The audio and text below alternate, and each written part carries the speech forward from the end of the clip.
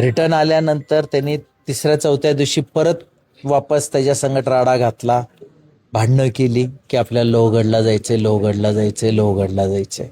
आणि त्यानंतर पुन्हा ते 14 तारखेला 14 जून 2026ला परत लोहगडला गेली. त्यावेळेस ते दोघं एकटेच होते.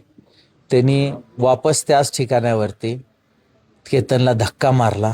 धक्का मारल्यानंतर केतन असा मागं सरकला. मागं त्याला एक झुडप हातात लागलं. ते झुडपाला धरून तो वाचला गेला. जसा वाचला त्याला शुद्धी असं समजायला लागलं की आपण धक्का मारला आणि वाचलोय. तर त्यांनी लगेच हल्ला केला की साप आला, साप आला, साप आला. आणि त्याला जाऊन मिठी मारली आणि असं वाटलं की खरंच साप आलता म्हणून ह्याने त्याला धक्का दिला आणि तो वाचला गेला. पण ते घटना मला कळत आली आहे की त्यांनी त्याचा त्यावेळेस खून करायची कोशिश केली. एकूणच म्हणजे हा जो दोघांचा जो लग्न होणार होता, हा घरच्यांच्या संमतीनं होणार होता, प्रेमविवाह होता का? की याच्यामध्ये तिच्या अशा अफेअरविषयी तुमच्या कुटुंबियाला किंवा तुमच्या काही परिजनांना काही माहिती होती का? हा अरेंज मॅरेज होती.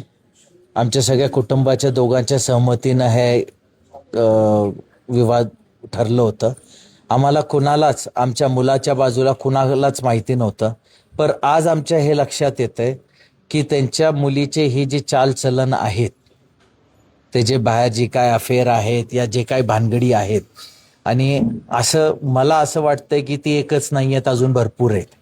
ते सगळे त्यांच्या पूर्ण परिवाराला माहीत होतं. आणि माहीत असताना मुद्दामून त्यांनी की बाबा चला हे सगळे बंद होतील आणि यांना माहीत नाही तर यांच्या संगत लग्न करून देण्यासाठी आम्हाला फसवण्याचा पूर्ण डाव ठेवला.